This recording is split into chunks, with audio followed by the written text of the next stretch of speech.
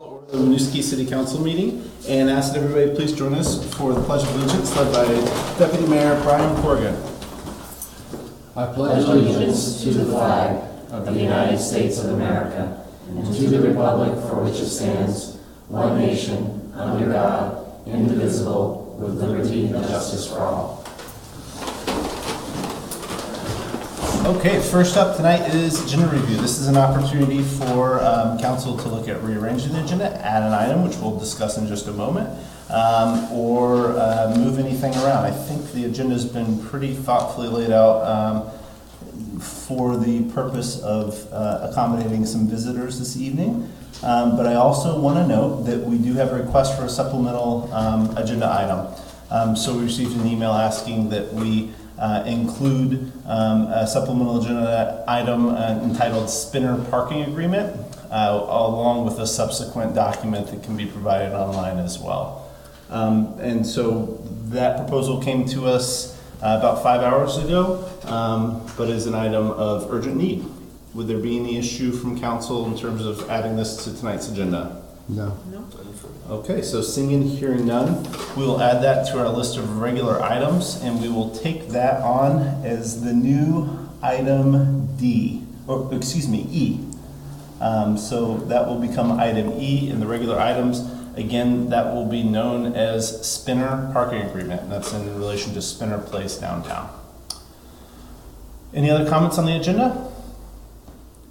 Great, so seeing and hearing none, we'll move on to public comment. This is an opportunity for the public to address council on anything that is not on tonight's agenda. We do have a copy of the agenda in the back, and also ask that folks who visit please be sure to sign in as well for a record of the meeting. Are there any items that anybody would like to address to council that are not on tonight's agenda? Okay. So seeing and hearing none, last chance? Okay. We'll move on to the consent agenda. We have two items on tonight's consent agenda. We have the city council minutes from October 2nd, 2017. We also have the payroll warrants from 9/24 to 10/7/17, the accounts payable warrant as of 10/13, and the subsequent payout for August. I think everybody can take the minutes for the second? Yeah? Okay. Move that we approve the minutes for October 2nd. Second. So if I could ask, well, I'll tell you what, we'll just take it separate. So motion to approve the item A of the consent agenda. Any other discussion? Hearing and seeing none, all those in favor, please say aye. Aye. And those opposed? Motion carries. May I also entertain a motion for approval of the payroll warrants item B for the consent agenda? So moved. Second. Motion by Nicole, second by Eric. Any further discussion? Hearing and seeing none, all those in favor, please say aye. Aye. And those opposed, motion carries. Consent agenda is approved as presented. City update. Good evening. A couple updates tonight. Just a reminder that in November, we only have one meeting on November 6th, and then we take a little break and get into budget season where we have lots of meetings. So it's looking right now like the November 6th agenda is going to be pretty significant, so just keep that in mind. We will also have a subsequent warrant that we will need signed between meetings, so just a heads up about that. I'll give you more information about that later. Two important updates on the airport that I wanted to bring to your attention tonight. One is the resolution that you all passed in August is before the Essex Select Board tonight, actually. So the mayor and representatives from South Burlington sent a communication to them, and Paul Sarn, our communications manager, is there tonight representing us. Obviously, we're here. Tomorrow night, what historically has been the sound mitigation committee is kind of morphing for the time being into the Noise Compatibility Program Update Technical Advisory Committee, which is a FAA required group to advise the airport as they put together the next round of funding for the noise compatibility program. So we sit on that group. There's a representative from the school district that also sits on that group. The first meeting of that group will be tomorrow night at 5. It's open to the public if anyone is interested in attending. Really the focus of that effort is to look at to put forth to the FAA a grant proposal for future potential sound mitigation opportunities. Last week we had a long discussion about Main Street and the pool. Just a quick follow-up that we are working on both of those efforts to move them forward and lay out timelines to see how successful we'll be at actually hitting the targets the funders are looking for. It is likely that we will bring forward to you at the next meeting requests for funding for preliminary engineering of both projects. We are hopeful that we will have a variety of different funding sources to bring to that effort, as well as some local dollars. So just an update on that. Halloween's right around the corner.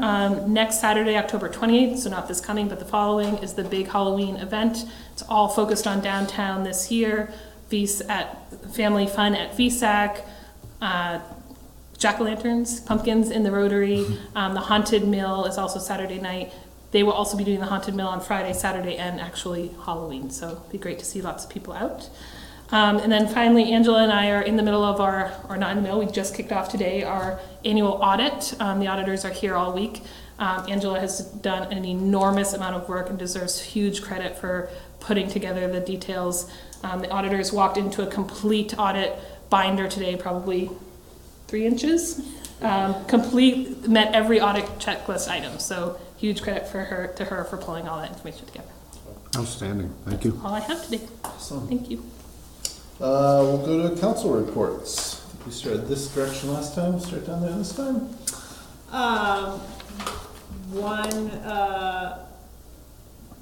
add-on to the Halloween celebration discussion is the pumpkin carving at the senior center this weekend. So it sounded to me from last meeting that it's going to be quite an operation. So it's one of my favorite events of the year to spend some time at the senior center with your neighbors carving pumpkins. So I want to encourage folks to come down. And then I will be making another visit to the senior center on Tuesday this week to chat with folks about all kinds of things. So hope to see a good crowd there for a lively discussion. Mr. Corrigan. I did not meet this month, since last meeting, so I have nothing to report out.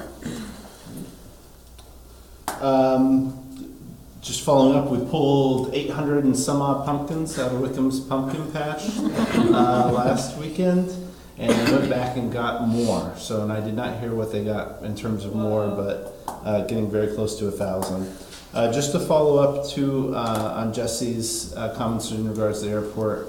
So folks know we continue to, we met with a couple members of the Burlington Airport Commission, and I also have a meeting proposed for Burlington's mayor's office, as well as City of South Burlington, in an attempt to also directly engage communities and hopefully move conversations towards a productive platform. So just want to let folks know we continue to do a lot of work around that issue. Regardless of what you see in terms of outcomes of other municipalities. I unfortunately was unable to attend the last Planning Commission meeting, but my understanding is full speed ahead on development of the plan. There's a lot of great conversations going on about structuring the chapters and then filling in from the table of content from there. Am I missing anything, Heather, in terms of earthquake benchmarks from Nothing earth-shattering. that process? Yeah, but some great conversations have taken place about sort of the feel of the narrative around the plan too, which has been really exciting, and I think really personalizing it towards delivering the message in a very community-focused way. So it's a plan for the people who live here, not just city speak and technical speak. So excited about that, and the content chapters are lining up with what I think a lot of the items here obviously have had in terms of priority, but also a number of other ongoing conversations and public feedback sessions that we've had. So that's moving in a tremendously positive way. And then we've got Housing Commission coming up next week. So look forward to that. They've got a lot on a plate in the next 3 meetings. So hopefully some great outcomes to report on that as we move along. So really quickly in regards to the airport resolution, I did just want to thank the folks who put time and effort into drafting the letter that went to the Essex Select Board tonight. I think it really encapsulated the nature of the discussion that we had in improving the resolution. And I had reached out to some of the Essex Select Board members individually, and it was really helpful to have those thoughts to be able to frame some of the messages that I was sending them. I missed the Public Safety Commission meeting, so I've got to this week touch base with the folks sitting to my right over here and the chair of the commission to get caught up to speed. So I'll come back next council meeting with a bit better of an update for you all there. I was actually down in Brattleboro for the Secretary of State's annual transparency tour, and I bring that up because we are actually going to be here on Wednesday. So from 6 to 8 here in this room, we're going to be bringing the transparency tour. It's a great presentation on things like open meeting law, the Public Records Act, and transparency in government. So it's a really great opportunity for officials like us or municipal staff or members of the public who want to understand the tools that are at their disposal to access their government to come and have a really great discussion around what some of those tools are. So hope to see you all Wednesday night. Awesome. I just want to add to the Winooski Historical Society at 11 o'clock at the Senior Center on November 5th is also having a talk that includes a historical catch-up on historical architecture in town and a number of other items that I'm not totally clear on what the topics are going to be, but just a heads up that's taking place too, so maybe more news from them. There's a lot going on in town too. The tech thing coming up. I mean, there's a lot of. It's great because we used to be able to sit in here and really cover every event that was taking place in the community. You just can't do that anymore. So, I want to take the opportunity to acknowledge the great work of Paul, our communications staff, and everybody here to put events online. And really encourage people watching at home, if you're not tuned into the Facebook, Twitter, and all the great calendar work being done there to alert people of things going on, that's a wonderful place to go. Okay, on to our regular items. First up tonight, we have approval of a Public Safety Commission for Katie Jennings. Oh. We had a good question. Sure. I thought you mentioned the pool. If I remember correctly, I thought tonight was the night you were going to come forward to ask for money, so I was wondering what the holdup is with the pool, and if there's any danger of not having whatever needs to be completed by the next meeting. So you're absolutely right. I had said that at the last meeting. We got the quote from an engineer to do the work, the engineer who's been working on the project, so has some baseline knowledge already to do the environmental and preliminary engineering work, and it came back about twice as much as we thought it was going to. So our engineer is reviewing that spec. And trying to see if there's room to negotiate, if we need to get other bidders into that process, add in a new engineering voice into that process, and do that due diligence so we know we're spending the money wisely. At this point, because we have a bid, I don't think it should be delayed anymore, but that's the reason why it's not on tonight's agenda. Good question. Thank you. Excellent question. Other questions in regards to city updates? Forget sometimes to take comments on that. Thank you. Okay, with that, we'll move on to regular items. First up tonight, we have approval of appointment of Ms. Katie Jennings for Public Safety Commission.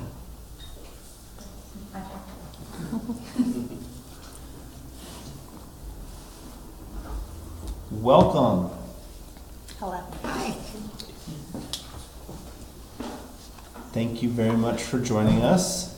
So we appreciate you taking the time to write out a little summary of why you applied, etc. But we always like to ask people when they come, what got you interested? What made you decide to raise your hand to volunteer for this? Sure. So my husband and I have lived in Winooski for about 4 years, and we absolutely love it. It's a place that we can truly call home. So when this opportunity on the Public Safety Commission opened up, I thought it was a great opportunity to engage with my city, but also help have a voice, making sure that this is a welcoming and inclusive and safe place for everyone. Yeah.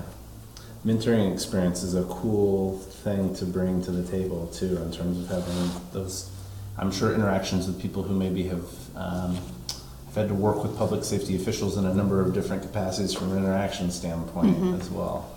So that's great. Yeah, I'm excited. Awesome. Any questions for Katie?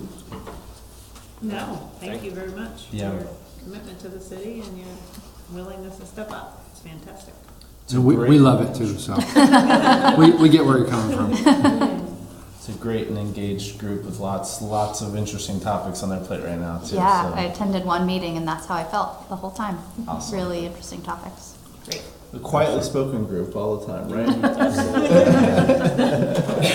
The liaisons have Not been many loud enough, opinions. Yeah, very engaged. I love it. Great. So, any questions or concerns for the public in regards to the appointment process for commission members? Okay, so seeing and hearing none, I entertain a motion for appointment for the Public Safety Commission for Ms. Katie Jennings. So moved. Motion by Nicole, second by Eric. Any further discussion? Hearing and seeing none, all those in favor, please say aye. Aye. And those opposed, motion carries. Thank you. very much. Welcome aboard. you. Appreciate it.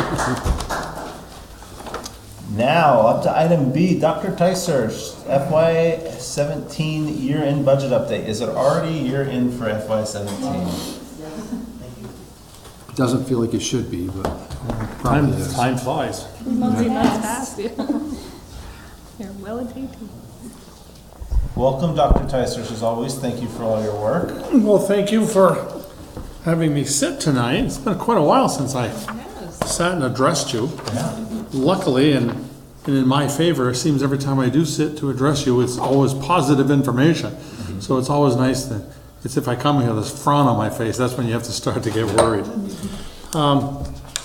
Very briefly, I just want to go over the highlights of the FY17 year, operating year. You have my memo, so I'm not going to try to elaborate too much on it, but as you can see from my memo, it was a very positive year. The city came out in a very strong financial position again. It seems like we've done that for the last couple of years, and so it's always a nice feeling to know that we're in that positive financial position rather than a negative position, which is a little bit disheartening. As you can see, the general fund by itself generated a sizable amount of surplus for FY17. And as I've highlighted in my memo, the basic driver of that surplus was a massive increase in revenues and some decreases in expenses, which brought the expense section down below the 100% mark and brought the revenue section over the 100% mark. And I just want to make one mention, my very first item, about property taxes, and in particular delinquent property taxes. It seemed like the city clerk's office made a concerted effort this year to go and to try and collect as many delinquent taxes as possible. And that's why you see a rather large amount of the revenue increase was attributable really to that delinquent tax collection.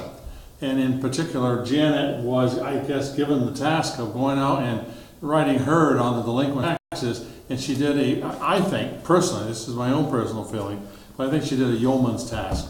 The city delinquent tax rolls as of June 30th were down below 35,000.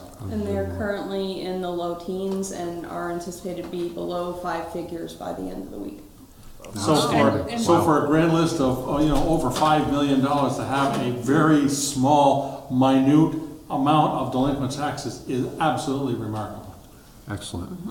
And just to underline and echo, Janet really deserves a lot of the credit for this work. She, as Dr. Tyser said, really rode herd on this and is pretty much solely responsible for that. Outstanding. Yeah. So, that, as I've said throughout my memo, a lot of this stuff is really attributable to how staff manages, how staff operates the city budget, and how they keep in mind that it is taxpayers' money that they are using. And I think we sort of made that point quite clear, and it's nice. It's really heartening to know that people are really taking an interest. It's not their money. It belongs to the citizens, the residents, and so therefore they're using it wisely and not spending it just foolishly. So that's kind of heartening. Another large portion, of course, of the increase in revenue was the $176,000 that was brought over with the FY16 surplus. As you remember, we had a rather large FY16 surplus. You approved expenditures to use up some of that surplus, but $176,000 came over and goes in to the revenue section as other revenue, and so that increases it. The rest of it, there was an increase in the amount of grant money that was brought in by the police department for special police details. That, of course, was offset a little bit. If you look at the expenses for the police department, one of the only two operational sections that really went over the 100%, but that was attributable to these increased activities. which the money came in to pay for. So it's always nice to have the money come in and then spend the money for additional expenses and have them really kind of wash. And the rest of it is fairly self-explanatory. The only other area in the expense section of the general fund budget was the engineering department, and that was a really minute, little over $3,000 for some professional engineering work that was done on ongoing projects that were there. But as a whole, if you look at all the rest of the operational departments, they were all below the 100% mark, which, having been in this business an awful long time and having dealt with a lot of budgets, particularly municipal, it is really enlightening to see budgets come in at the 100% mark or below. And it's really nice. And again, to be very truthful, that's attributable to the people who manage them. The city manager is the overall whip in this, but the department heads who manage and have their budgets did an outstanding job of making sure that happens. So I feel really elated that the city's being managed, at least financially, being managed very, very properly, and it's a tribute to the staff and the management. The other sections, the enterprise funds, the water fund, the wastewater fund, and the parking garage, as you saw from my memo, all came out with reasonably high surpluses. Again, additional revenues coming in, charges for services, parking meter fees, things of that nature, and a consideration of the expenses that need to occur within those particular funds. All three of them came out with very hefty surpluses, which is always a good sign, and again, attributable to good management. Did want to have one point of clarification. The water fund in the memo was attributed to a transfer in from reserves. The $74,000 was actually allocation fees that were paid for the major projects that are going up on Main Street and East Allen. Thank you. Good point. The special revenue funds, basically the Community Justice Fund, Rental Registry, the TIF, and the O'Brien Community Center all did as well.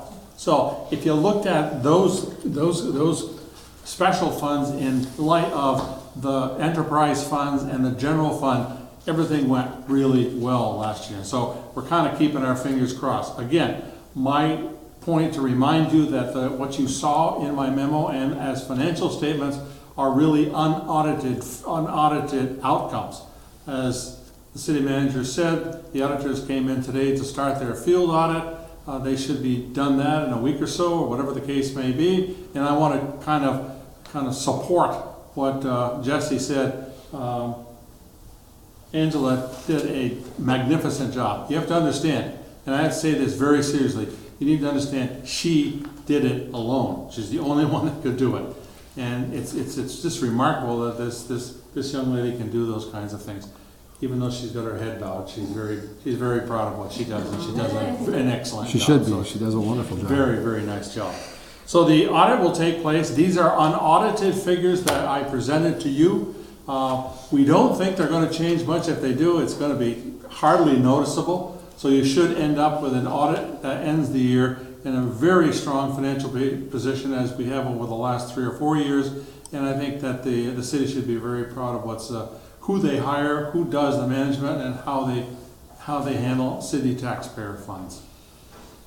I want to commend you too, Jim. I know that since this time, you have gone after getting work in progress towards a couple of the findings as well. For example, deposit backing out opportunities credit union, which I left Greg a voicemail to be sure that he follows up. I was wondering if you. Yeah, but I know too you've worked really hard on a number of items as well. So we're certainly very appreciative of your work. Thank you. Well, thank you. And last year we had 5 items on the management letter, and I think without any doubt we've cleared up 4 of them, probably to the auditor's satisfaction. And the one we didn't was something ongoing that we'll take care of anyway. Yeah.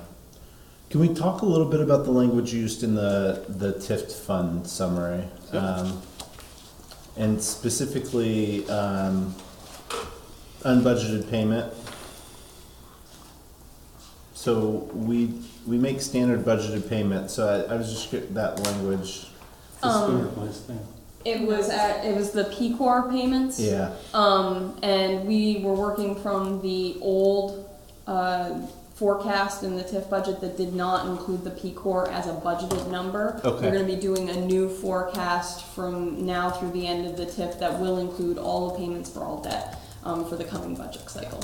Great, so we'll review that come budget cycle time. 'Cause that Yeah, was the but other my thing. understanding is because we met the 1-to-1 ratio, we could make Yes. that payment to the family, which we need to pay off before the end of the district. So we had the funds available and we could do it. We did. We're very close to actually being able to start paying principal. on it. Principal, ooh. Well, and that's something we Yeah. obligated ourselves to, so regardless of how we budgeted it, that's, now That's that right. we're there for them, how we obligated ourselves, so, okay. Yeah. That's very helpful. And just the other piece I wanted to ask about is, given the,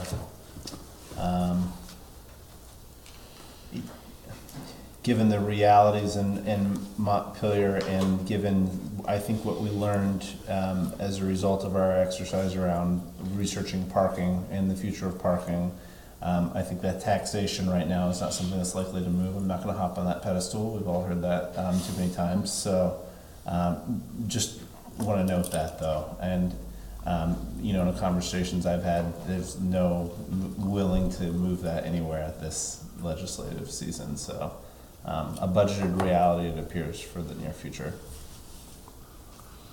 Other questions, concerns from council in regards to the report? I just have I'm just trying to understand the so the FY unaudited surplus is $621,000. And your memo indicates that a large majority of the surplus was due to vacancies. So I'm just wondering, just proportionally speaking, how much of that surplus can we, I think we've worked hard on budgeting around parking revenue, because that has been a source of the surplus in prior years. So to try to more accurately sort of predict, although that's difficult to do, it's also difficult to predict vacancies and whether or not how quickly we'll be able to fill vacancies. So I think it's just important when we're ending a year with a surplus this large, that we're really clear with folks why that's happened. So can you give me a sense of the order of magnitude other than large majority? Well, these are Jim's numbers, but my interpretation is that the increased revenues make up the majority of the surplus. So that's the 462,000 number. The difference between those two, the 160-ish number, is all of the underspending, essentially, we did on the expense side in the city. A percentage of that is vacancy savings. My estimation is 40, 60? 60 is probably about right. We had one position that was vacant for most of the year. It was only filled for about 2 months of the year. The parking ticket revenue, which we've had discussions about, we had excess of about $54,000. We had budgeted $75,000. For the FY18 year, we budgeted $100,000. So we are slowly increasing that revenue line and trying to see what the changes we've been making to the parking enforcement and the meters will do for the amounts that we're collecting. But so on a percentage basis, even if you if you say 60,000, even if you say 100,000, that's still not the majority of the surplus. Right, right. It's the majority of the expense surplus. Sort of the differential between the expenses is due to vacancy savings. For the most part. No. No. So on the expense On side. the expense side. That's my interpretation of this. About half of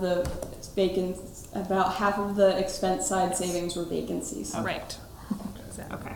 Which, if everything goes well, you won't have this year, but has been budgeted appropriately. Right. And you'll see an item later on about the use of those funds specifically. Thank you. Other questions, concerns from council? It's a smaller pot of money, but under your bullet, charges for services indicates an additional $28,000 in unanticipated revenues. There's just a rough idea of if there was some specific services that account for most of that, or? All the charges for services within the general fund are permits, and so those were primarily building and public works permits that came out far in excess of what we had seen historically. We've gotten a lot more development than what we've had in the past, and so that's where a lot of this is coming in, and it's just going to be adjusting our thinking of budgeting revenue for that based on the new fee structure and the kind of development that we're going to be seeing. And was that captured in the FY18 budget? We increased some of them. I believe that the public works one was increased slightly, but I don't think it was to the magnitude that we're seeing for the excavation permits that people are doing underground work. And a lot of those are hit or miss. You'll get a rash of them as people need to replace sewer lines, and then we'll get none for a year. Right. And on the building permit side, you know, we do want to be a little conservative with that projection. That's one where we often want to see our revenues exceeding our budgeted amount. Because we are, you know, right now we're building that number for FY19, so we're building so far ahead of the development community, we're building the budget so far ahead of the development community, that line will often be conservative. Right. Well, I appreciate the memo. It's really helpful, especially for us, but for folks in the room or people watching at home when they see big budget surpluses at year end, to know the reasons behind that so that they can feel confident and we can feel confident that we're not over budgeting. So it's really, really helpful, and I appreciate it a lot. Well, explanations are critical if you're trying to figure for the future. Mm-hmm. You know, in order for you to determine whether there's something you missed, then you need to consider an upcoming yearly budgets. It's always good to know where you've been, and whether it's a one-time, one-year shot, or whether it seems to be an ongoing thing or a recurring thing. It's very, very helpful, and we're very pleased to send them to you. Well, and I can say confidently we fell for maybe 5 years in a row in the space of between $90,000 and $170,000 of general fund surplus, and it was like that, like clockwork. Now we're seeing a little bit of undulation in the number. And I think given what we're going through in terms of growth and different staff, different departments, and you know, I don't find the numbers to be surprising. And I think the harder part is going to be that next year a lot of the same, I won't call them mistakes, but the same assumptions, you know, were maybe altered a little bit, but maybe, you know, this is really information to inform next year's budget. So we're always playing a year and a half behind, really, when it comes to this conversation too. And there is a piece where when we have vacancies at the end of a year and we're budgeting for the next year, we're always budgeting full benefits. And so that can be a savings when we hire somebody that's not taking full benefits, and that we can't plan on those kinds of savings because it would be discriminatory during the hiring process. Right. I will say that on November 6th, your next meeting, I will give you the first quarter financial outcomes. Great. Very difficult with the first quarter because you've only gone through 3 months. You haven't gone through the winter season. But it'll give you some idea of what's happened, at least in the first 3 months of a new fiscal year. You can compare it with the outcomes of the old fiscal year and the thought about what's going to happen in the new fiscal year. So you've got some collective information that you can kind of browse around in your mind to try and determine how best you want the budget for FY19 to look. Well, it's been a busier time, so I understand people don't remember, but this narrative has been consistent throughout the year during those quarterly check-ins from a fiscal year perspective. Sorry. I'm just wondering, and this is a bit of an aside, but you've raised, Steph, a couple times wanting to disconnect the surplus conversation from the budget conversation. Well, And I'm just wondering what our process might be this year that would either deal with the surplus questions first or after. I mean, kind of what your thoughts are, because I think given all the demands. The answer right now is undecided. There is a robust conversation taking place about what the best methodology might be and where it most appropriate fits. And what does that mean? To clarify in a new well, what it means is we don't know yet. We have not come to an agreement on what that might look like, but we will, and we will bring something forward. And just but we should bring you into that conversation also in your role. Yeah. Yeah, and just to take people back, the question has always been, what happens a lot of times to general fund surplus or fund balances, that in the past, it's just been set aside because it was, I don't want to say an inconsequential amount of money, but it wasn't enough that it really just screamed, you need to invest me right away.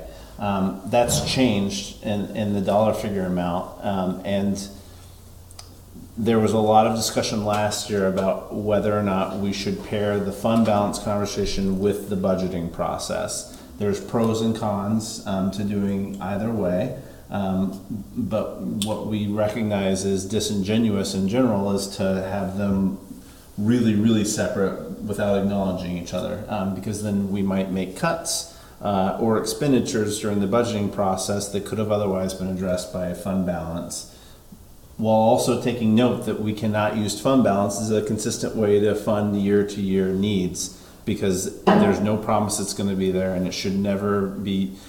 We have historically said it should not be used towards operational work. So, last year the philosophy in my brain, I think the way we handled it a little bit was to separate the two conversations. I'm not so sure that that's going to be the final recommendation that's going to come back. Because I know even I, with a little bit more time to think about it, can see some of the benefits to having a coordinated conversation, but it's not ready for prime time yet. Okay. But do know that that's not something that slid totally off the table. And Jesse's right, we absolutely, as administrative liaison, should bring you into those conversations. Other questions, concerns from council? So we head into the budget season as Angela and Jim and Jesse get to intimately know auditors for the next couple of weeks as they hang out here. Bring coffee and donuts, I like Always that. a good time. I will just make one more comment that I forgot to make at the very beginning. Remember that what we presented to you tonight with financial outcomes is really what I like to call cash in pocket kind of outcomes. When you get the audit, when the auditors come in, they will infuse this thing called depreciation in there. So your bottom line that you'll see in the audit will be different than what you've seen tonight. And that's simply because they introduced this non-cash item called depreciation. And so it reduces your annual surplus. But remember one thing, it's a non-cash item. It's not gonna cost you anything unless you replace the equipment. It doesn't impact the surplus, it impacts the assets. Right? It impacts the assets, but it also impacts, from an auditor's perspective, it impacts the fund balance. It reduces it because it's a non-cash item that they infused in there. It'll impact the final net cash position overall, would be a way of thinking of it. Other questions, concerns from council? Any questions, concerns from the public? And so again, when we come up to one-time needs for various things, usually fund balance is a lot of times where those items are turned to, so that's the type of conversations we end up having too. Okay, so seeing and hearing none, nothing to vote on here, but Jim, always appreciate your time and work. Thank you, Thank sir. you very much. Do you have any Very questions? much. You know where I reside. Angela and Jesse, other part of the administrative team, thank you for all your Yeah, work. absolutely. You do Thank you. at the Office Great and work. Department heads for all their work to coordinate their budgets. Such a different place than it was many years, or just a handful of years ago in terms of financial reports, so. Yeah. Okay, item C, discussion of goal update, safe, healthy, and connected people. So this is our second monthly update to you on our shared goals. I'm going to do a very brief overview here, and then I'm going to let Chief Hebert talk because he's trying to get out of here for a very important meeting tonight. So what you see in front of you is the same template we used before. So the boxes, I apologize, they're a little bigger on this one than the last one just because there's a lot of content here. You see the boxes on the second and third page. As I say, there's a lot of work here. We did indicate that the top two are proceeding, but more slowly than planned.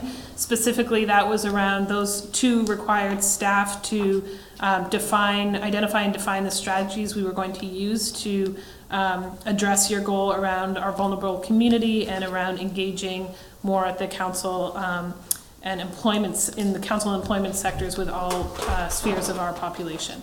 So we have not done a great job yet defining what those are, so we did indicate those as yellow, but all of the other ones are proceeding as planned.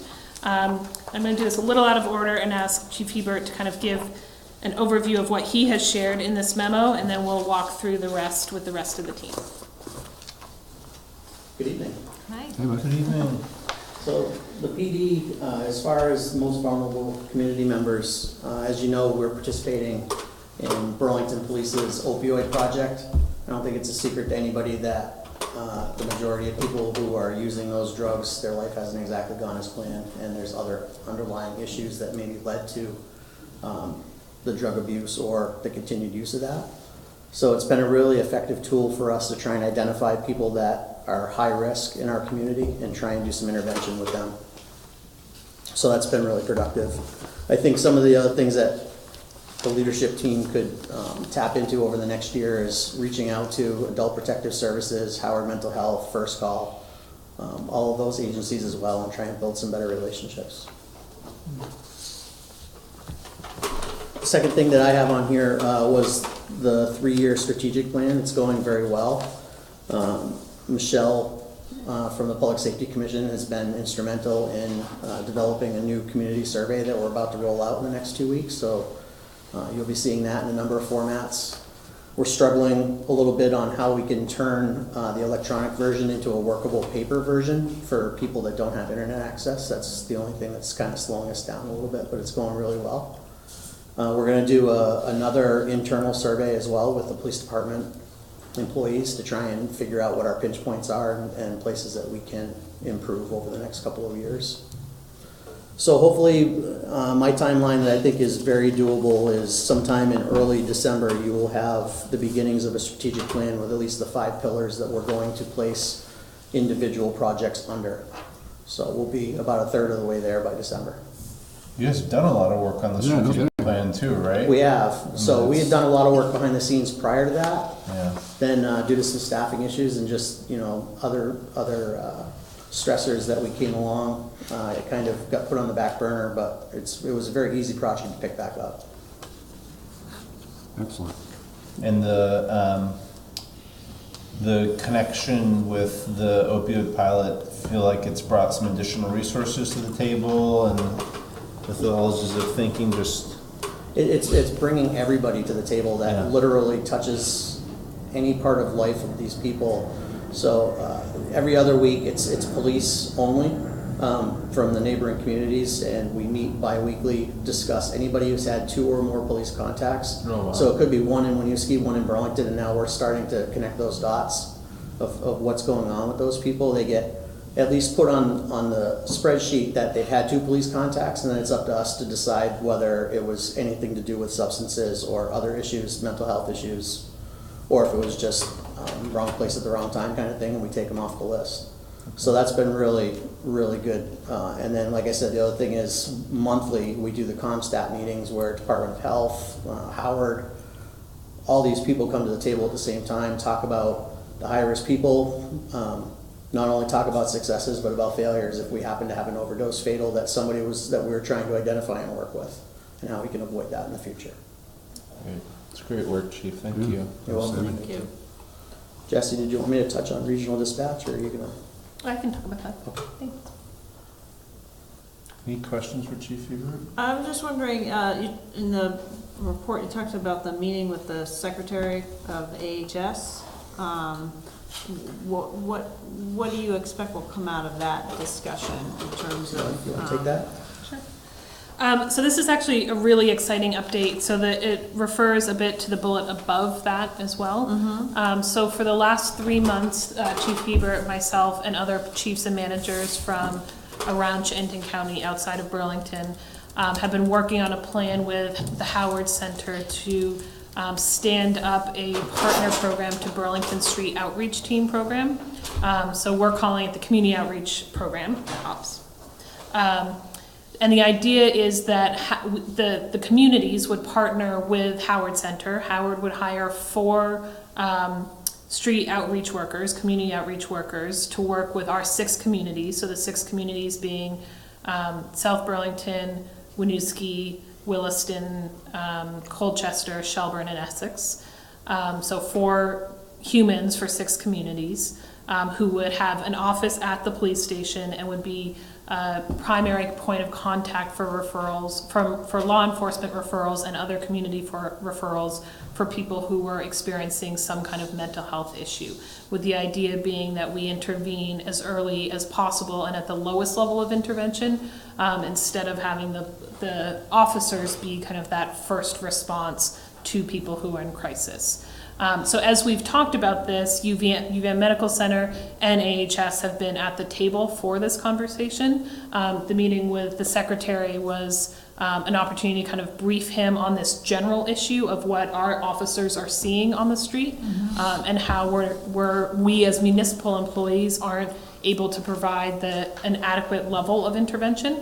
And so we believe, and we're still in the final stages of kind of putting together the agreements, but we believe that AHS and specifically the Department of Mental Health will come up with half the funding to support this program, and then the other half will be split between the 6 communities. Right. So if all of that comes to fruition, and of course I would need to come to you and get approval to enter into this contract and allocate these funds, but if all of this comes to fruition as we're currently envisioning, it would mean about a $25,000 or $30,000 cost for the city of Winooski to essentially have almost a full-time mental health professional here in the city working directly with the police department and community services all the time. So we think it's exactly aligned with your goal of meeting the basic needs of our residents, and freeing up our officers' time to work on more critical, more law enforcement related cases. Thank you. Anything else, Chief, from your involvement in those conversations? Yeah, this is a really essential project. This is a huge vacuum for the police all around Chittenden County right now, where we call it the corrections merry-go-round, where we have people that haven't committed crimes, have mental health issues, and end up committing crimes because there's nothing else, no other conduit to get them help. So it's a really exciting project. It's something that's desperately needed. Why did we decide on 4 humans instead of 6 humans for 6 communities? So that's a great question. We were actually trying to decide between 3 humans and 4 humans, and decided in a first year to start with 4. There, we think also is going to be a bit of a ramp up, just staffing up and getting people acclimated. So Burlington has, do you know how much? I think it's 4 for Burlington. Yeah. So when you think about, the ratios there, and the population that exists in the rest of the community, and the need in Burlington versus the need in some of the other communities, the need in Winooski and the need in Shelburne is potentially different. That Howard believed that at least in this initial phase, 4 would be a good number to keep people busy, engaged, but not kind of overly involved with the communities. Thank you. I mean, then the trick is it's not enough to have a person. You need to have services that you can refer these folks to. And I guess there was an announcement today about increasing or streamlining the licensure process for drug and alcohol abuse counselors, which I think would be a really good thing. But I think one of the issues we run into as a state is there's no services for people, or their services are overtaxed. So I think this is a really important first step, and I think we also need to continue to advocate for a mental health system that isn't patchwork, but is one that's has the level of professional services that folks really need in order to confront some of the challenges that they face. So thank you for this work, and keep up the pressure, I think, on the state. I'm concerned about continuing to back away from some of the needs that really need to be met at the state level.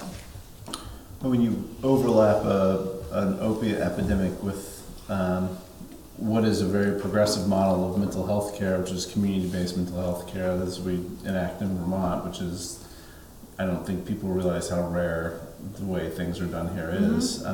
It can provide for a perfect storm if the resources aren't really carefully balanced. And, you know, what I think we've seen is a lot of pressure put on first responders Right. across all departments in terms of the things that you're dealing with that are mental health, and, you know, somebody should have gone to school for sociology to deal with, or epidemiology, or medicine. You know, not something you'd expect somebody to walk in the door from a law enforcement perspective and be prepared to deal with during this. Absolutely. I also really appreciate the focus on intervention, the lowest level intervention that's necessary. I think that's really important, how people are actually getting services at the ground level that will have the greatest impact for them. One other thing I just want to highlight about this model that I think is special and in line with some of our other conversations is the regional approach. I mean, this is something that individually our communities could have stood up. You know, we could hire a social worker to work with the police department. But when you think of how residents are moving between our communities and how you provide services outside of geographic boundaries, and how you provide services in a regional way to enable people to back each other up, I think this is a much preferable model. So again, an example of how our communities are coming together to have regional conversations about how to provide the best services to all of our residents. Somewhere Sarah Robinson is smiling. I was going to say the historical context on this is that we've had a social worker on the ad list here for 4 years at least, and I think at the end of the day, the decision from my perspective watching those conversations was always less about the money and more about the fact that a single person or a part-time person alone is going to be such a drop in the bucket, and there were a lot of questions about management and where to land it. So I think this really does give the program a good landing spot and some good depth that we were sort of, I think, all hungry for. So it's really nice to see it move to this spot. We would also be, I know you got to go to a meeting, we'd be really miss an opportunity to compliment you on your awesome patches as well. Love them. Still plenty for sale. If anybody wants to, for $10, they can pick one up at the front window of the police department, and all proceeds go to Send Kids to Camp Tecumseh. Awesome. Outstanding. That's great. That's a great intro. Thank you very much, Chief. Thank Any you. other questions for Chief Hubert? Thank you. Just before I go, I want to say one last thing is a lot of credit goes, I've never seen an issue as big as this move at such a high pace. The city and town managers deserve a huge round of applause to stand this up in literally 3 months worth of conversations and hopefully have a working model within a very short time. So it's huge help to all Chittenden County law enforcement. That's great. Pushing those regional conversations, it's hard to do because we've got everything that's right in front of us. To see that bigger picture is a real testament to all of you and your ability to work outside of those lines to benefit our community in the end on the ground. So it's awesome. Thank you. Thanks. Have a nice night. All of you. Thank you. Good luck. From one chief to the next. I'm on next. all the chiefs. Ray we hereby designate the new title for community service. Acting chief. Acting Chief of Community Services. And all set.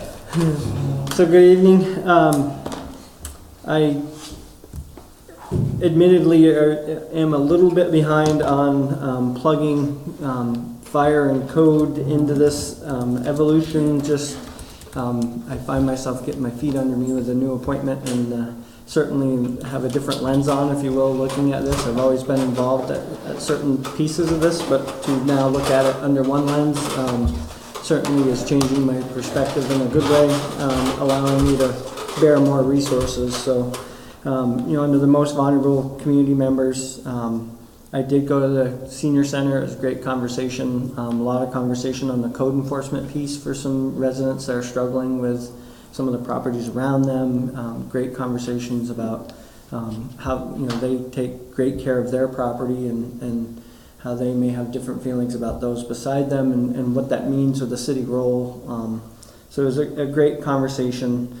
I didn't put in here, St. Mike's also has done some outreach. So again, under this lens, sometimes we forget about St. Mike's as our EMS provider.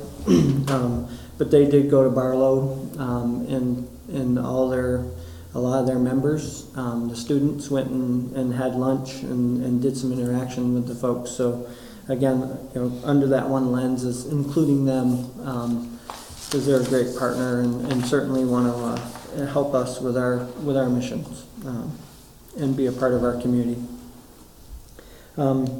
In the private sector employment, this fits in a little odd for me, but we are going to pilot a fire prevention safety day in the industrial park for the businesses. So we've invited a resource out of the state, which is a fire extinguisher sprinkler trailer, and our fire prevention and fire staff and some other partners will be there. My hope is to meet the employers, create more of a relationship with them, but more so meet the employees, the residents that work there, and try to make that connection with them. And I hope that if we're successful, which I'm certain it will be at this point, we have 50 plus people signed up to do the initial event. I hope to be able to, if we need to do it there again, but hopefully move it around the city throughout the year. I think it's a great way to stay connected with our folks.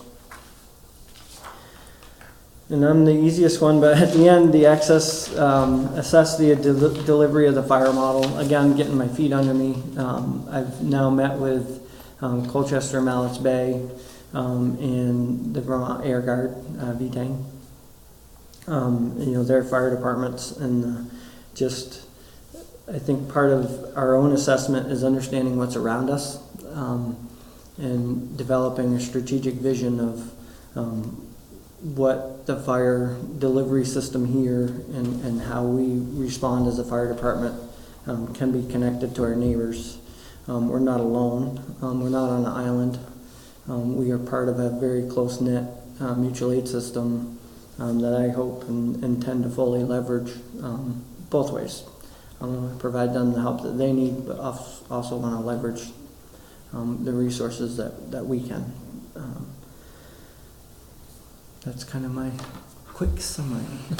So, and we should say too, this is, I think, the first time you've come forward with a presentation since formally taking that chief in front of your name. So I want to say congratulations, well deserved. Couldn't have been more pleased to see that appointment being made, and we know that the department's in great hands, and somehow you'll manage to do that and still do an amazing job at all the other stuff that you do. Some of it is slowly moving away. So yeah. So, but too, I mean, going back to the safe, healthy community, I know in some capacity this is just kind of what we do now, but want to acknowledge the work that's been done over the years on housing by your department, and the work done to clean up properties that have been long-term issues.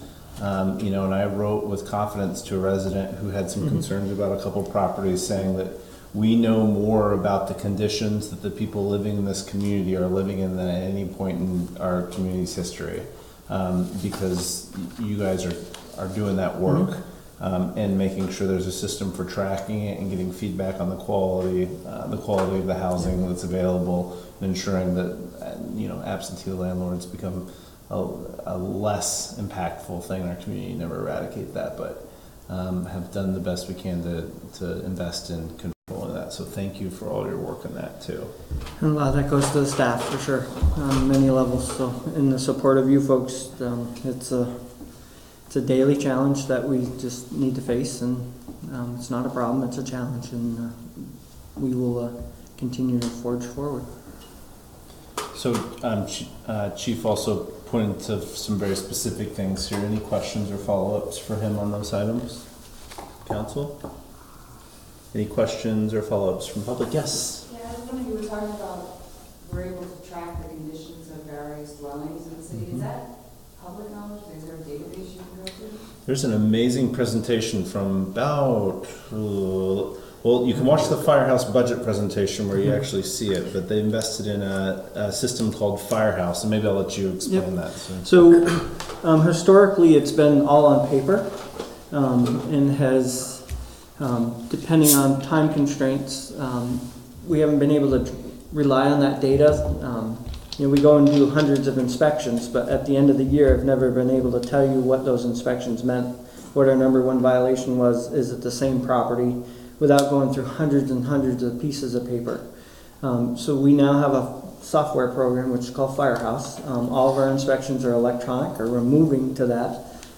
So any property, we're starting with rental properties, but as property complaints come in on the private side, we enter them in. So I can now run a monthly report on property complaints, and I can tell you if it was out, trash or mold or those types of specific data points. What's nice about that is we can move towards grading some of the properties, if you will. We talk about absentee landlords. It's not fair to the taxpayers if I'm going back to the same property, or the people living there even more so. If we're going back to the same property for the same violations over and over and over. And again, this system is going to be able to really allow us to pinpoint some of those data points, if you will. And is there somewhere where the public can go to see what properties are in violation? Or? So it's not public yet. It's more of an internal tool. But I would say that in the future, I believe the city will move towards public access to permitting, and certainly when I mentioned starting to grade some of the properties, that would absolutely be public in my mind. I don't have the button to push yet, but that would certainly be the intent. I think it's a great thing to be public about, not to shame anyone, but we gain more allies if I communicate to the public what the struggles are, and have that understanding, and no one wants to be in that light. Just makes it a lot shorter road. And frankly, the amount of time spent cleaning up properties I don't mean to make this sound insulting to anybody, but people don't know a fraction of the effort and time that it takes. People point to a couple properties on Mallets Bay that got cleaned up. That took years of enforcement. We live in a wonderful state that does a great job of protecting people's rights. With that being said, people's rights are very protected, and to really do enforcement action on them is expensive and is a long, winding legal path, and they spend a lot of time in court working on getting those properties addressed. Not an excuse, it's just usually when people think something's not moving quickly enough, there's usually more there. So I always encourage you, before getting frustrated, to reach out and get whatever story you can from folks in City Hall. Great question. Other questions, concerns for Chief Audie?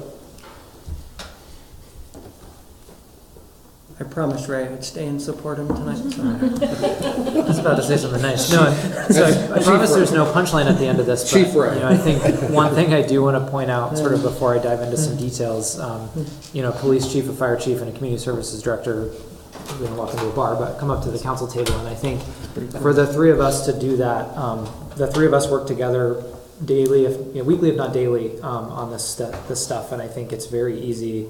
And I think in a lot of communities you do see siloing of this type of work. That's not happening here. When John's got an issue with a property, he's coming over and picking my brain about what services are available. When I've got a family in crisis, I'm checking with John on housing and Rick on support services. That's happening really organically right now and naturally here within the city, and that, as a human service guy, that feels really good. That's where we want to be. And so I just think for people at home too to understand that it's easy to look at the chief jobs as sort of more punitive maybe in some ways, and I think it's just to be really clear that is in no way how our folks here approach that work. And honestly, it makes my job as a human service guy tremendously easier and more successful. So with that said, I think a lot of the safe, healthy, connected people stuff does fall into our shop. I think one thing I do want to preface, there's a lot here. There's a lot not here too. There are a lot of priorities below these highest priorities that we are continuing to move and work on. So I think that's worth mentioning, that this is sort of the tip of the iceberg for us as a department. Jesse had mentioned early on just the first section about setting up some strategies around meeting the basic needs of the most vulnerable. I think I've shared with this group that led to like 3 nights of me not sleeping, quite honestly, seriously. That's a huge lift and a huge ask. It tells me that I'm in the right community. This is where I want to be, and for the council to unanimously put a finger on that as what they want us spending time on, that's huge. That's also a huge ask. And so I think we are trying to really take our time to mirror the process that council went through downstream and look at the work that we're doing, identify our highest priority areas, and then I think importantly too, and this is one of the things that slowed us down, set up some metrics and some outcome measurements to know that we're actually accomplishing something. It's really easy in human services to do something that feels good and not have any idea that you're actually making a difference for anyone. So I expect when we come back next quarter, you'll see not only kind of a mirrored process with those priorities, but the ways that we're checking in on ourselves to make sure that we're moving the needle on these. So again, but that's a slow process. And again, when you're dealing with a scope of mental health, substance abuse, homelessness, childcare, etc., there's a lot there. Can I add one thing? Please. So one of the conversations we've had around that definition of how to meet the community's basic needs is what is the role of local government in doing that work and what are the role of our partners. And so I think what Ray is really specifically talking about is how do we push out on the edge of that role of municipal government and not just, honestly, my initial instinct was to come to you and say, well, providing clean water and providing paved streets and providing sidewalks and providing 24/7 police coverage, that's what municipal government does to meet our residents' basic needs, and we're really proud of the quality at which we provide that. We will continue to do that and continue to talk about that as providing basic needs, but I think what Ray and his team is doing is really pushing beyond that basic baseline assumption of what the city is going to do. But I think it is important to acknowledge that there are many, many ways in which through our normal course of business we are providing for basic needs. And we did have a great, I mentioned here, a department retreat back in early September where we started this process as a department. So I think the other thing for all of us as we're kind of learning through this new approach, passing this downstream is taking some time and getting everybody up to speed down the line it's a process. So a couple pieces that I want to highlight within the next section, which is sort of working towards a more representative community and sort of more equitable access to decision making. A couple really exciting meetings that happened during this quarter that I think are starting to already lead to some development of some recommendations, but really great meeting with staff from Association of Africans Living in Vermont. So it was Jesse, Rick, myself, and Heather had a lunch with them, and it was just a really wonderful opportunity to sit down, share a meal, talk about challenges, talk about opportunities, and I think really establish a relationship in a way that hadn't been done before. I think we had a very transactional business type relationship, and I think this really broke down some walls there and allowed us to develop some partnerships which have already started to bear fruit. We've had several job opportunities that we've been able to send to staff at ALV. We're getting applications starting to come in, which is really exciting. So I think we're starting to see the benefits there. And then another really fascinating conversation with folks from Parents and Youth for Change, Infinite Colclasure, who's the director there, just talking about equitable access to decision-making processes and ways that, I think he was clear to say, you guys are doing really well. You're asking the right questions, you're pushing in the right areas, but I think it's still fair to say that I think everybody around this room would like to do better there. So some really interesting observations on his part, and I think some recommendations and some things we're going to start to develop moving forward. So just exciting to know that that's out there and that staff are thinking about that equitable access piece. I'm going to jump down to the mental health support piece. Just quickly touch on, so we're working right now with the school around a rewrite of the 21C grant, which is a grant that funds out of school time services for school age kids. We have run that grant in partnership, the school runs it, and we're a sub-grantee of it for the last 5 years. So looking though, as we move into this next grant cycle, next 5-year grant cycle, some more formal ways to tie Thrive and the 21C after school programs together and provide a better opportunity for more services for kids and families. So really exciting work there. Possibly looking at mirroring the Working Bridges model, which United Way has put in play to some success. Idea there being you're bringing services directly to an employer who is actively committed to employing folks in lower socioeconomic status categories or of higher need. So instead of making people run around for services, try to bring the services to where they're going to be. And if you could do that at a place where their kids in care, all the better. So some really exciting preliminary conversations there. And I think that grant is due February 5th, so you will definitely be seeing more detail on that over the coming months. Open space planning, lots of work kind of burgeoning there. Alicia and I spent a couple days at the Vermont Rec and Park Conference last week. Poor Jesse, I came back with a lot of ideas and ways that I'd love to spend money. But, you know, I think some really great opportunities to connect with partners, colleagues in other communities, and to see in particular some of the ways that they are planning around open space and recreational programming. So again, stay tuned, but I think some really interesting things coming there. Just really nice. Rec is not an area where I have a lot of formal background. I did a lot of work with youth, but not specifically through a rec vein. So really great for me to do some learning and connecting with partners. And then childcare capacity, we continue to work on this initiative. I think it's worth mentioning, we did have a closure of the RFP on Friday. We ended up with only one applicant. And the committee met today to review and is going to be exploring kind of next steps. I think obviously when you get an RFP back with one applicant, that's not quite where you want to be. You want to have some ability to look at some comparatives. So, you know, I think it's interesting. We've had a couple statewide partners at the table who were very complimentary of the process, and I think there's some general concern that it may be more reflective of a systemic issue within early childhood, where a lot of the partners that we expect might be ready to expand are struggling with quality staff, being able to make the business model work based on subsidy rates. And so I think we're in an interesting environment there, but we left the meeting today with some good next steps, and again, expect we'll be back to you all with some updates at the next meeting. Disappointing. I mean, I think globally not where we want it to be, but we'll forge on from there. Trying to think. Other grants, sub-grants within the Promise Communities are moving along. We're promoting those, and some exciting work around professional development, actually, that, again, I think is a little bit premature for prime time, but looking at doing some community-wide trainings that mirror some things the school has been doing with their staff.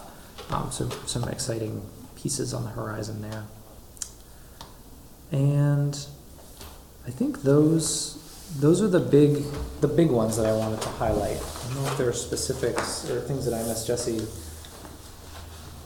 Well, I just want to take a moment to art and nature, but I mean that type of programming's been cool to see pop up. Yep. So kudos for engaging a broad audience and a broad scale. So, Alicia. But that's awesome. Yep. Well, and the Winooski Wednesdays, I mean, has been, I think, a great example of, not that it's a, necessarily low budget, low impact event from a staff perspective. I recognize there's a lot of work that goes into that, but it creates, I think, exactly the kind of environment where people can get together and build relationships, which is really, I mean, when you think about what city government can do, we can't force people to become friends, but you can create settings and environments that allow for those types of relationships to foster and grow, and that's what makes a strong community. So thank you for all the work that you did to make that happen. So the only other thing listed on here that we haven't directly touched on is the regional dispatch discussion, which you've heard about several times in the last couple of months. I won't go into details. Just as a quick update, the Union Municipal District Agreement, which is the document that would essentially become the organization's charter, is at the Attorney General's office for review, which is the step before bringing it back to council for consideration in advance of town meeting day. They're not going to create a commission, are they? They have 30 days by statute to review it. So. Good. That's good to hear. And then the last section of this memo is what you can expect to see coming up for your work towards these efforts.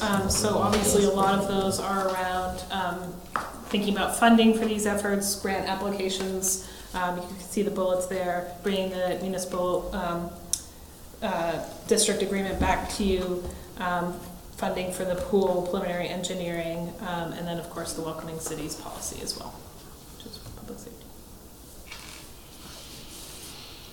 Questions for the entirety of the document? First of all, I just think thank you for putting the thought into this. you know, you don't want to say it like this, but the reality is it demonstrates, I think, the thinking that we knew was taking place anyway, but it shows it in a really coordinated way, right? So it's not to say that this inspired you guys to suddenly get together, because I know that you already were and coordinated at that level, which is really cool. And that's the first thing I thought when the three of you sat at the table too, is how great to see that type of thinking. But I did find this to be a helpful and useful format, and to see it fleshed out like this was great, and I think really points to the work being done. So I just want to add, though, that, you know, one thing that gets lost is just the baseline work that we're doing. I mean, this is more special projects. Somebody could read this and think, is this all that's going on? And just remind folks that there's also sort of a baseline of services taking place. These are specific initiatives to address issues that have been identified. So wanted to point that out. Yeah, and to the point about basic needs being met and what role city government can play in that, I think, you know, Jesse makes some really good points about, you know, we cannot provide all things to all people. You dilute your effectiveness that way. I am very encouraged by the work that you've done to bring other voices to the table, to really think through how do we leverage the assets in the community and in the region to ensure that, you know, needs are being met, or there are ways for people to start to think differently about the relationships that exist between organizations, both governmental and non-governmental. But I don't want anybody to be losing more sleep about the fact that we're not, you know, this is a broad goal, and I think it's important that council is highlighting that's important, and that's not on you. Yeah. Right? So that's on all of us. We provide the As canvas. a society, that's on all of us. I can't drop the metaphor. We provide the canvas, the people do the painting, you know? Right. I mean, that's not just the people who live here, it's the agencies that you're enabling them to do work that they need to do, which is, efficient use of municipal time. Because you're right, we are not going to be good at doing the things that they do, right? From a service delivery perspective. Yep. Let's let Craig Mitchell figure out how to do. Yeah, I'm not setting up the sound out there. Questions, comments from council before I ask the public? Questions, comments from the public? Yes. I just wanted to say that I feel there, for community services, that there's a lack of programs for low-income kids right now, and that when programs are created, for instance, my husband brought football back to Winooski this fall, and there were a number of kids who were not willing to sign up because their parents couldn't afford the $50 fee. So I think when programs for kids are created, we need to have some flexibility in terms of payment so that nobody gets left out because they can't afford to sign up. Yep, I think to speak to that, one of the things for me that was a really good takeaway from the rec conference last week is to really, as we develop programs, start operating around some cost recovery goals. So looking at programs across a continuum and saying for some of these programs, our cost recovery goal is 0, right? Winooski Wednesdays, we're not trying to make any of that money back. We're putting that money out. Our goal is 0% cost recovery. That's a great community event. It pays dividends in the back end.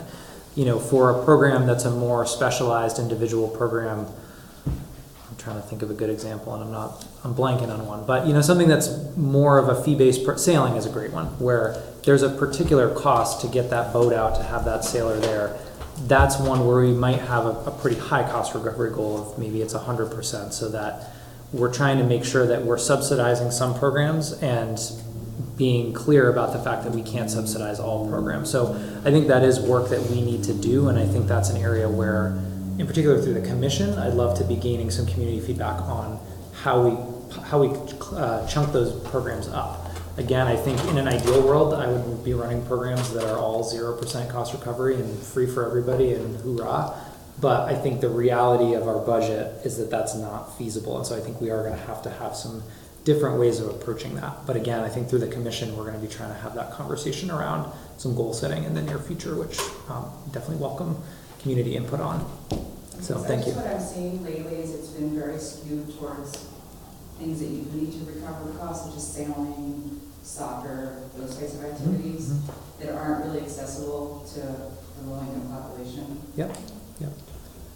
I think that was a discussion we did have in setting future, when we had the fee schedule discussion, and I know it's something we all said was a really big priority of ours in making sure that there is programming that's accessible for people of all income levels, and also that program isn't segregated, and if you can afford a certain level of cost to go, that this is your program for this income bracket, and this is the program for this separate income bracket. So there was some thought we went into changing some of the fee schedules that went into how our programs are structured. And I think too, scholarships would be part of that cost recovery percentage. So if we were able to run a program with a percentage of students being scholarship or a percentage of the income or program fees being scholarship, then we would bake that into the plan and try to be really clear about that up front.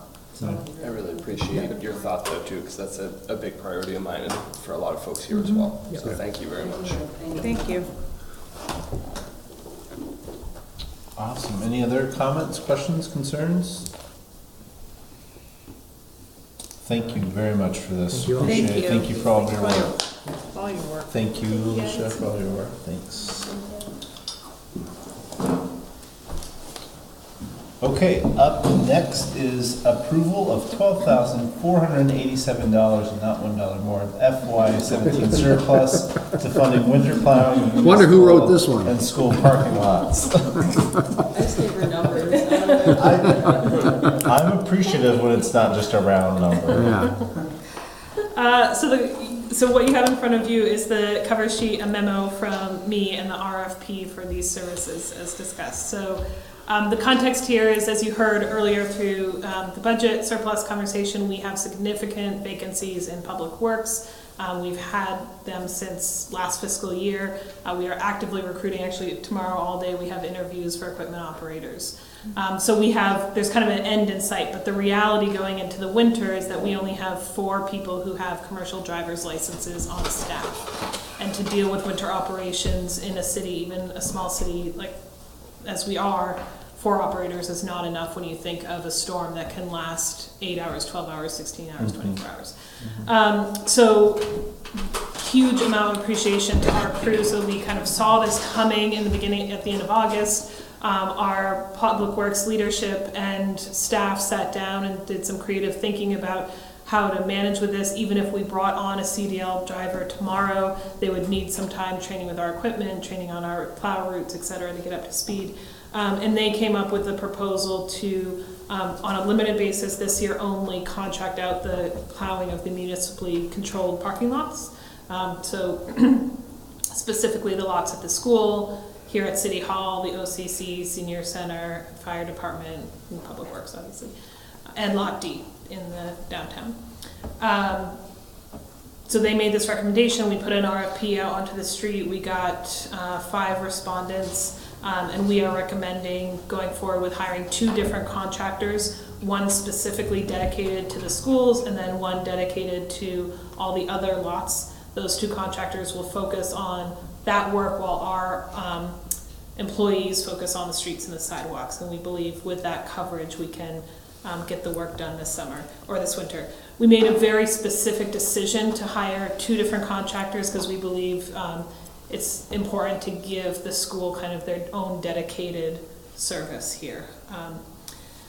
So this obviously was an unbudgeted contract, but because it is very much connected to not having people on staff to do this work, we can reallocate the vacancy savings this year to pay off this contract. We can also get a bit of TIF recovery funds for the Lot D plowing. And so the balance there between the top costs of the 2 contracts and what we have available in this year's budget that we'll underspend is the $12,487.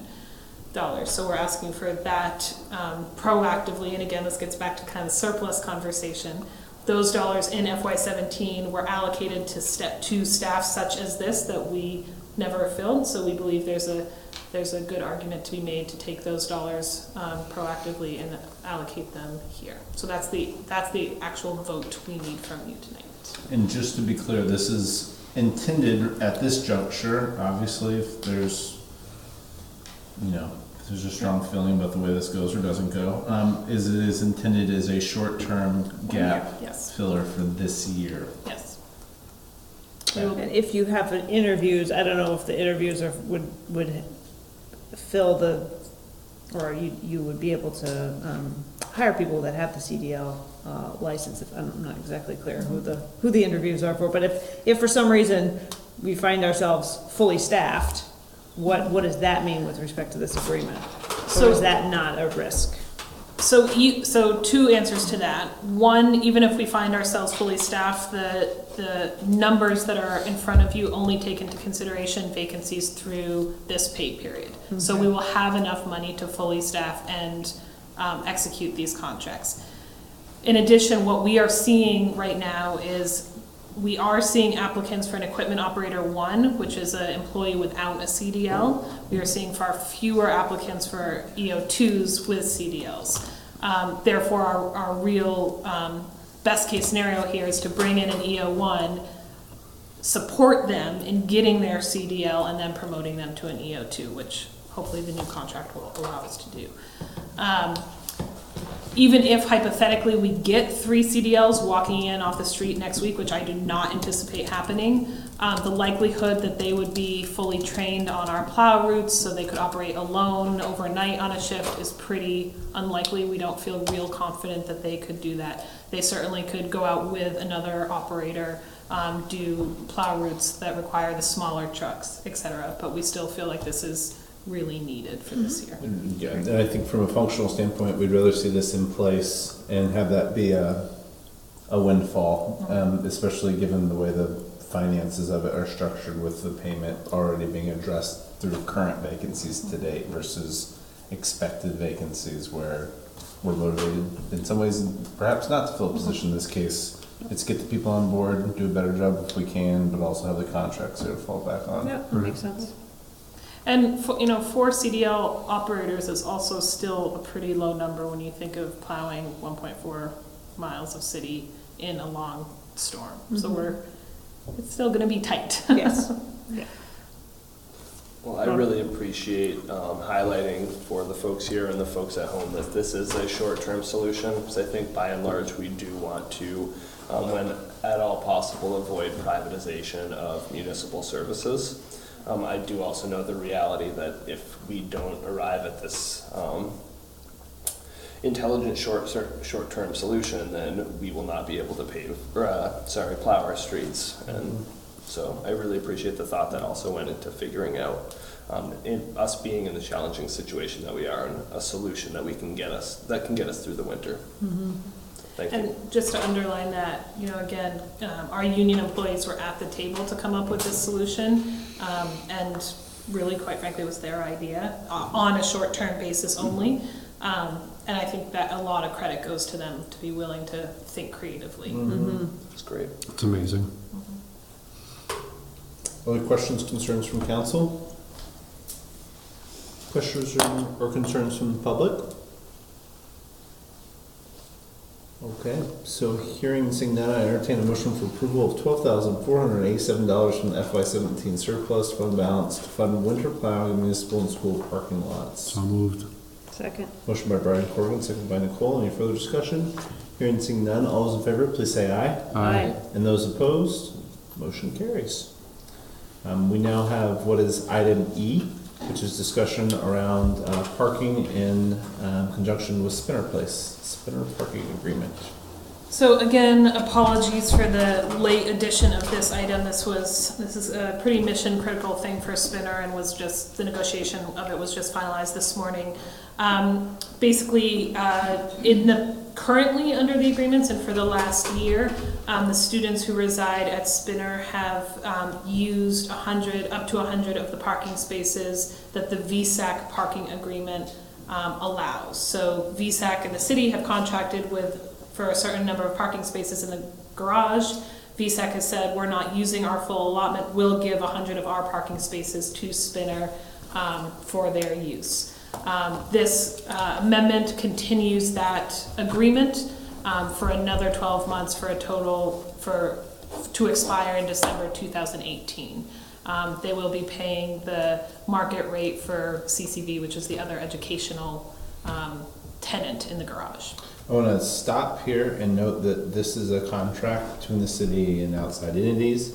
And if there's a desire to get into terms that could involve asking for any sort of negotiation steps or instruction for the city manager to take any additional steps outside of what's being proposed here, that should be done in executive session in order not to put the city at a significant disadvantage from the contract negotiation standpoint.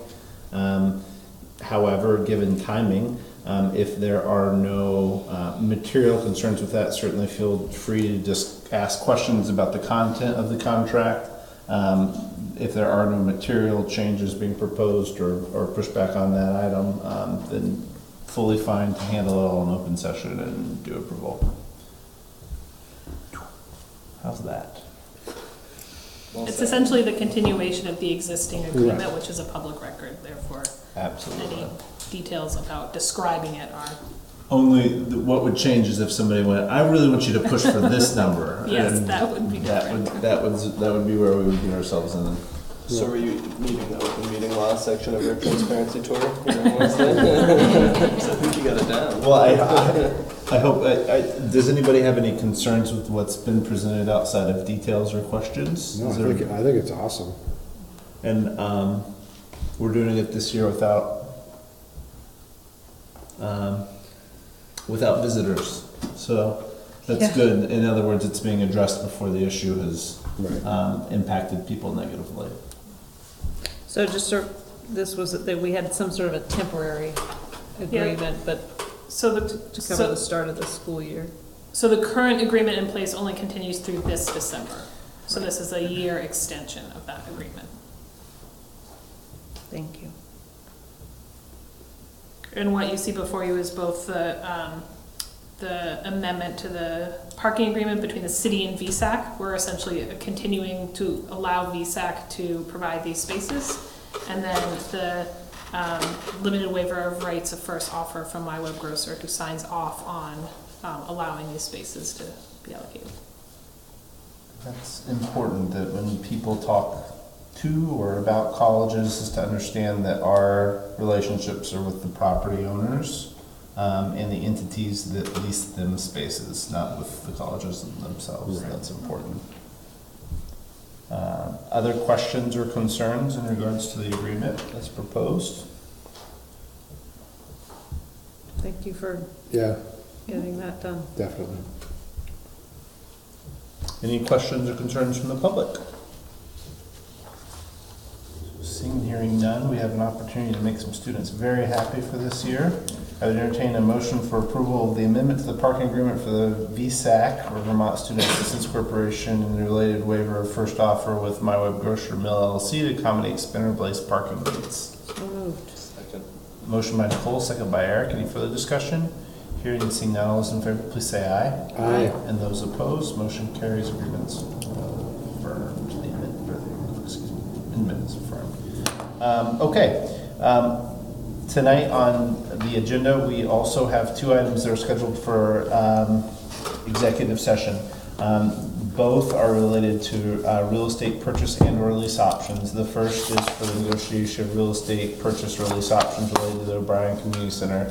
As a reminder to folks, we had a conversation regarding two potential tenants for O'Brien Community Center, and the instruction as we came out of those two conversations via a memo that was introduced in public was basically for those people to go back and work together and try to come to a solution that involved both entities, one being University of Vermont and the other one Medical Center, and the not University of Vermont Medical Center, and also a gym called Snap Fitness, and requested that those entities work together. So this is a follow-up to that item that will or could involve contract negotiation discussions around real estate purchase or lease. which to discuss in public, unfortunately, would be put the city at significant disadvantage. Council will take no action on that item. We actually may come out of executive session. Yes, and don't worry, I won't mess it up. Won't take any action on that item in executive session. Council could reconvene as a result of the content of that conversation to take action, which would happen in open session. So as opposed to a lot of executive sessions where we say there's going to be a conversation, no action will be taken, and we say the cameras can shut down, we'll only be coming back to adjourn. In this meeting, we'll actually potentially come back out and hold a vote on a potential action. That action is well explained, so you have an understanding what it is we're voting on and generally what was discussed. And then we also have negotiation of real estate purchasing or lease options related to Strand development project. And this is again an update to items that are unfolding in regards to proposals around the property next to City Hall or Key Bank, and whether the city has any additional possible commitments to that property that includes contract proposed negotiations. So not a lot to update there other than what folks I think are pretty familiar of. We've been working for quite some time on a potential facility that would include commercial space and a music venue. City entered into a development agreement some time ago on that property and has continued to work on all the details around it, which has included quite a bit of contract negotiation. So this is a continuation of that conversation that the hold in public meeting would be put the city at significant disadvantage. There is no probable potential for any kind of approval action on that item, so there won't be any action taken related to that later this evening, but it will be discussed as part of the executive session. Is there anybody besides the city manager that you would like to bring in? Ray for the first one. Okay, so the motion is to enter an executive, or excuse me, the proposed motion would be to enter into executive session, taking Jesse Baker and also Ray Coffey in for item A, but for the city to discuss both those items, potentially coming back out of executive session to take action potentially on item A. Again, both related to contract negotiations, and to do so in public would put the city at a significant disadvantage. Any questions or concerns from the public? Okay, so seeing and hearing none, I'll entertain a motion. So move. Second. Motion by Brian Corrigan, second by Eric. Any further discussion? Hearing, seeing none, all those in favor, please say aye. Aye. Those opposed? Motion carries. Council will enter an executive session. We will potentially return to take action on that in a minute. Thank you. Did you rehearse that? No. How do you? Say it all just to make sure. No, I know. You seldom miss it, so that's pretty impressive.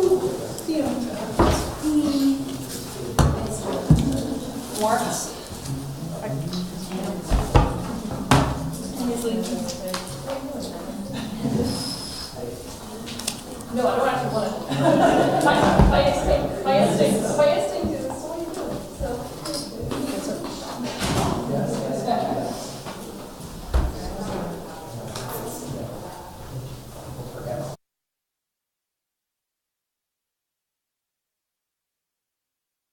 City Council meeting of Monday, October the 16th.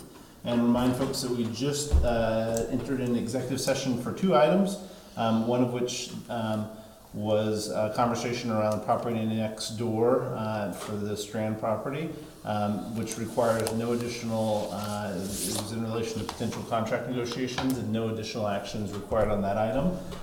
There is proposed action on the first item, which was discussion around the O'Brien Community Center and potential leases. As a reminder, the city previously received a memo and outlined the interest of two entities in potentially leasing space at what we would call the former YMCA space of the O'Brien Community Center. The two parties were UVM Medical Center for an aquatic health facility, which is currently already operational there. It's been there for a while and would expand a little bit in terms of footprint and operations. And also Snap Fitness, which is an entity that operates a gym.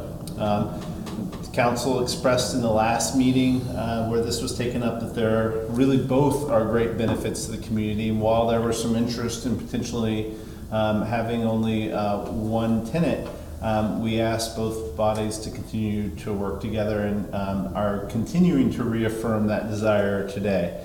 What is being proposed is that the city have the opportunity to authorize staff to enter into a letter of an intent to lease, which would then set the city to enter into formal lease negotiations with both parties to occupy portions of the space. So the potential terms of that was discussed in executive session, and now that action is up for consideration for the city to potentially authorize the city manager and or community services director to sign a letter of intent to lease with one or both of those entities, again being UVM Medical Center for aquatic facility and Snap Fitness for a gym. Miss anything, Jesse, Ray? Any questions or concerns from council? No. Any questions or concerns from the public? So, seeing and hearing none, I entertain a motion to authorize the city manager and or community services director to enter into a letter of intent to lease for UVM Medical Center and or Snap Fitness in regards to the space at the O'Brien Community Center formerly occupied by the YMCA. So moved. Second. Motion by Brian, second by Eric. Any further discussion? Hearing and seeing none, all those in favor please say aye. Aye. And those opposed, motion carries. That concludes tonight's agenda, and I would entertain a motion for adjournment. So moved. Second. Motion by Brian, second by Nicole. Any further discussion? Hearing and seeing none, all those in favor please say aye. Aye. And those opposed, motion carries. Thank you very much. Thank you.